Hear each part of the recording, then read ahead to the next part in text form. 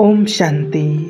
अंत समय जब लास्ट का समय होगा, जब विनाश का टाइम होगा, उस टाइम पर जब अन्न जल जब सब दूषित हो जाएगा, तो बाबा के बच्चों को भोजन कहाँ से मिलेगा, बी के भाई बहनों को भोजन कैसे मिलेगा, उसके लिए क्या करना चाहिए।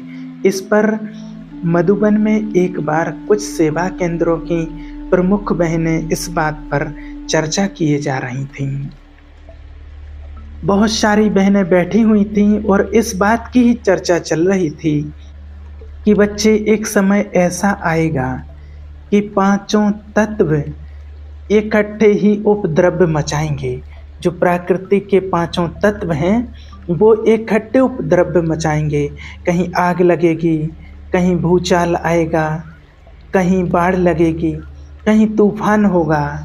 तो सोचिए, ऐसे समय पर हम अपने बचाव के लिए क्या करें। ऐसी चर्चा हो रही थी। उसी टाइम पर किसी ने कहा कि बचाव की तो बात छोड़िए, अगर ऐसी मूसलाधार बरसात हो या फिर कुछ वातावरण में कुछ प्रदूषण इतना फैल जाए कि हमारा जो अनाज है, जो अन्न है, वो ही अगर प्रदूषित हो जाए, हम बचें तो सही, लेकिन अगर हम कुछ खा पी ना पाएं तो फिर हमारा जीवन कैसे चलेगा। तो इस पर ऐसी चर्चा होते हुए एक बहन ने कहा, इस पर कुछ प्रैक्टिस करना शुरू कर दिया है। तो मना सब बड़े कहने लगे, सीरियस हो गए कि आपने क्या प्रैक्टिस किया है। सब सुनने के लिए बहुत उतावले थे। तो आपने क्या प्रयास किया है, क्या अभ्यास किया है।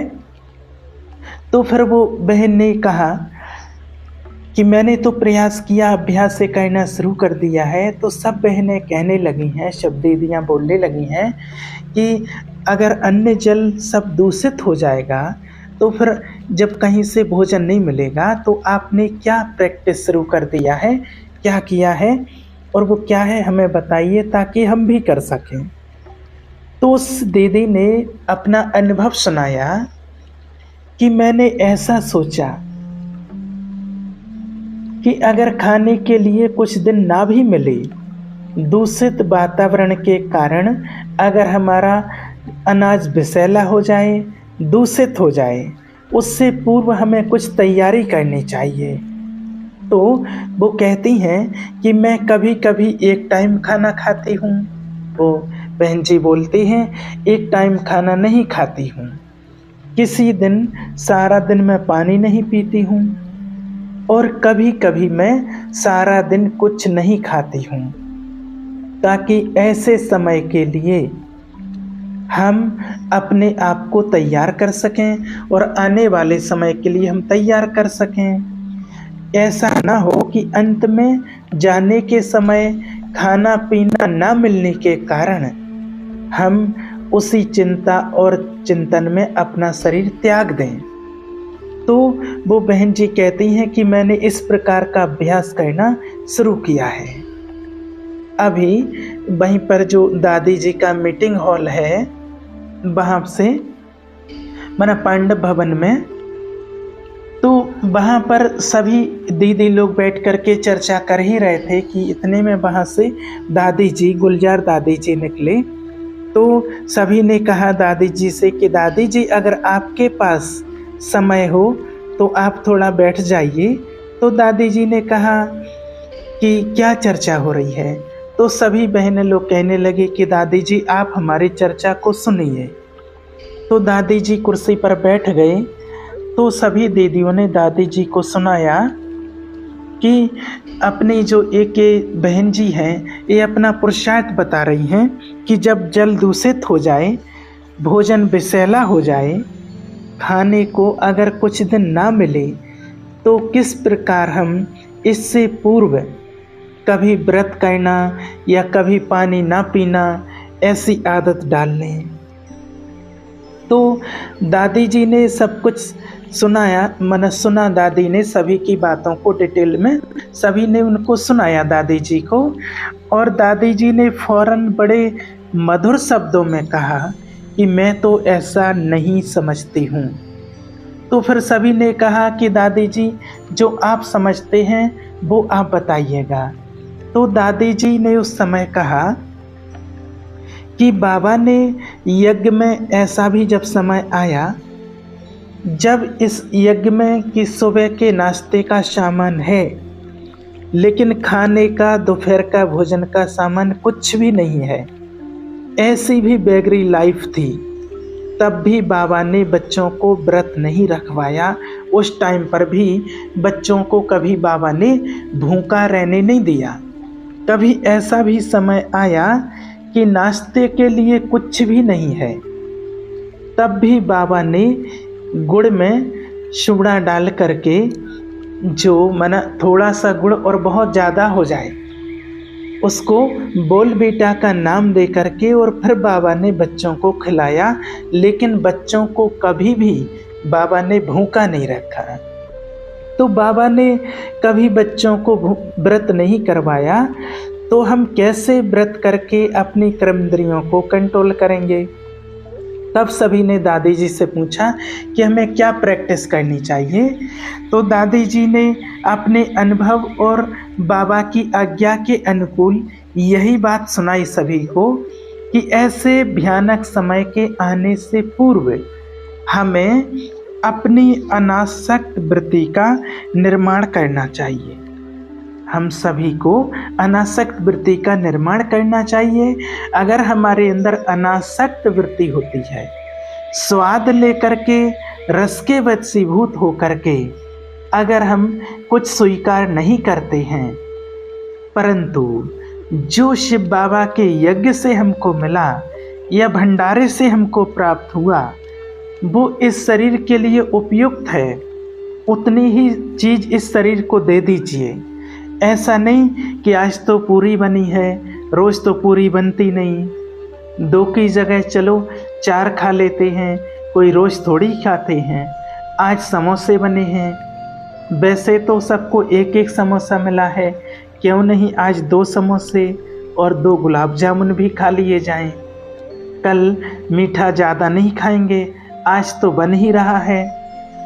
तो स्वाद के वशीभूत, आसक्ति के वशीभूत अगर हम कुछ स्वीकार करेंगे, तो जब ऐसा नाजुक समय आएगा, तो जिनके अंदर आसक्ति की भावनाएं होंगी, वो अनासक्त आत्माएं ना होने के कारण आसक्तियाँ ही उन आत्माओं को परेशान करेंगी और ऐसी आत्माओं के विषैले अन्न के समय पर उनको भूखा रहने में, उनको अन्न की याद में ही उनको अपने प्राण त्यजने पड़ेंगे।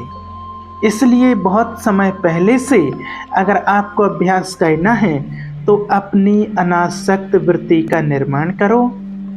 कुछ भी स्वीकार करना है, आसक्ति नहीं होनी चाहिए। और बाबा ने यज्ञवत्सों को यज्ञ में इस प्रकार की ट्रेनिंग दी थी बाबा ने कि जब ज़्यादा खाने पीने को कुछ नहीं था, तब बाबा ने एक बार खीर के साथ सबको कहा था कि दूध में चावल डाल के जो खीर बनती है, आज सभी बच्चे खीर के साथ भोजन करेंगे, आज और कुछ भी नहीं मिलेगा।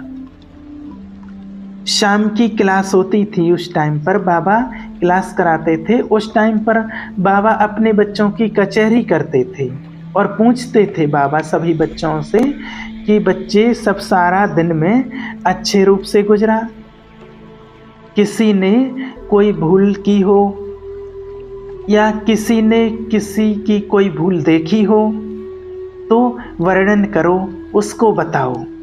तो एक बहन ने हाथ खड़ा किया, कहा कि बाबा आज बाबा ने आपने आज सुबह कहा था कि खीर के साथ भोजन खाना है। बाबा मैंने तो खीर भी नहीं खाई, मैंने तो पापड़ के साथ ही रोटी खा ली। बाबा ने कहा तुम्हारी पापड़ में आसक्ति थी, तुम्हें खीर नहीं अच्छी लगती थी, इसलिए तुमने पापड़ से रोटी खाई। ये तुम्हारा कोई त्याग नहीं था। त्याग उसे कहा जाता है जब कोई चीज़ हमारे पास है और उसमें आसक्ति नहीं है, अनासक्त हैं, अनासक्त वृत्ति है और हम सभी स्वीकार करते हैं। कहीं वो तुम्हारे शरीर को नुकसान नहीं देती थी तो तुमने खीर छोड़ करके पापड़ खाया, और ये महानता नहीं है। तुम अपनी महानता दिखा रहे हो। महानता तो त्याग में है, महानता पदार्थ में नहीं होती है। तो बाबा बच्चों को कैसे अनासक्त रूप बच्चों का होना चाहिए, ये बच्चों को सिखाते रहते थे। आज आप अपने आप से पूछिए, जब नाश्ता करते हैं, खाना खाते हो, उस समय आपकी अनासक्त वृत्ति यहाँ ही नहीं, अपने घर परिवार में भी अनासक्त वृत्ति होती है। कोई चीज़ आसक्तिवश मुझे अच्छी लगती है, स्वादिष्ट लगती है, ऐसा समझकर कभी स्वीकार ना कीजिए।